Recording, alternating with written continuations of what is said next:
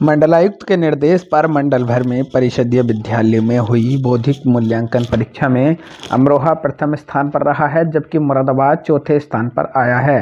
अमरोहा में सबसे कम school fail हुए हैं। मुरादाबाद स्कूलों के फेल होने के मामले में मंडल भर में दूसरे स्थान पर है। मुरादाबाद में कुंदरकी ब्लॉक सबसे फिसड्डी है। बता दें कि मंडलायुक्त आंजनेय कुमार सिंह ने 10 नवंबर को परिषदीय विद्यालयों के विद्यार्थियों की परीक्षा कराई थी।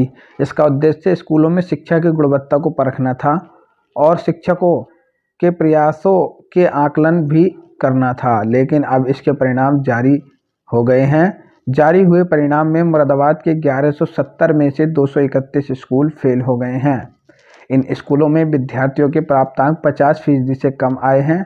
ब्लॉक वार परिणाम में ठाकुरद्वारा के सबसे कम 4 स्कूल ही फेल हुए हैं, जबकि कुंदरकी के सबसे अधिक 44 स्कूल फेल हैं।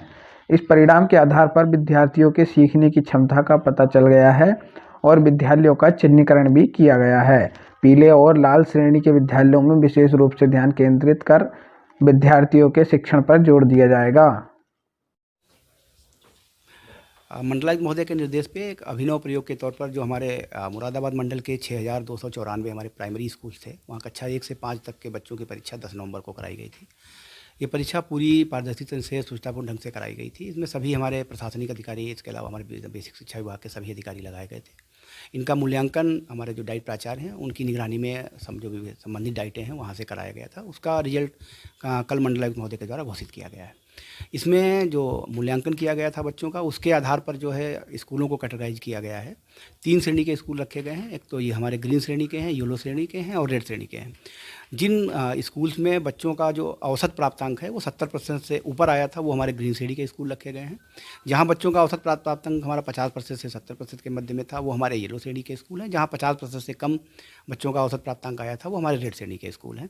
इस श्रेणी के आधार पर हमें स्कूल्स का पता हो गया है, हमें इसके अलावा बच्चों का पता हो गया है कि बच्चा हमारा कौन सी लर्निंग लेवल का है। इसके आधार पर हम लोग रणनीति बना के अब उन बच्चों को आगे ले जाने का प्रयास करेंगे। सर, उद्देश्य की अगर बात करें, क्या उद्देश्य, क्या मकसद इसका?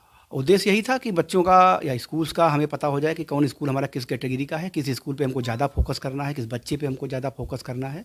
तो उसी के लिए ये परीक्षा कराई गई थी। और अब हमारा पास एक कैटेगरी हो गई है कि कौन बच्चा हमारा किस श्रेणी का है, कौन अच्छा बच्चा है, कौन सा औसत बच्चा है, कौन सा ख़राब बच्चा है। मीन्स ख़राब बच्चा तो कोई नहीं होता, उसकी लर्निंग लेवल ख़राब है। इसी प्रकार से हमारा जो विद्यालयों का भी कैटेगराइजेशन हो गया है कि कौन सा अच्छा विद्यालय है या कौन सा ख़राब विद्यालय है या कौन सा हमारा मध्यम स्तर का विद्यालय है। इसी प्रकार से कह सकते हैं वहाँ के स्टाफ का कैटेगरी भी बन गई है कि कौन विद्यालय का स्टाफ का, किस विद्यालय का स्टाफ हमारा अच्छा है, किस विद्यालय का स्टाफ हमारा अच्छा परफॉर्मेंस नहीं कर रहा है और किस विद्यालय का स्टाफ हमारा औसत है। तो हमारे पास पूरी एक अब डेटाबेस तैयार हो गया है। उसके आधार पे हम लोग आगे मूल्यांकन करके आगे बढ़ेंगे। जैसे कि पहले भी मंडलायुक्त महोदय के निर्देश हुए थे कि हम ये परीक्षा हर त्रैमासिक रूप से कराएंगे। तो अभी नवंबर में परीक्षा कराई गई थी, अब फरवरी में परीक्षा कराई जाएगी। अब मंडलायुक्त महोदय का निर्देश है कि जो फरवरी में परीक्षा कराई जाएगी, उस परीक्षा के आधार पे हम देखेंगे अगर कोई आगे बढ़ रहा है तो उसको हम लोग अप्रिसिएट करेंगे। अगर जिसका रिजल्ट ख़राब हो रहा है तो हम लोग उसको फिर पनिश करेंगे। सर, रेड कैटेगरी की अगर बात करें तो उसमें जो लर्निंग लेवल की आप बात कर रहे हैं डाउन होगा, उसको सुधार में क्या काम किया जाएगा?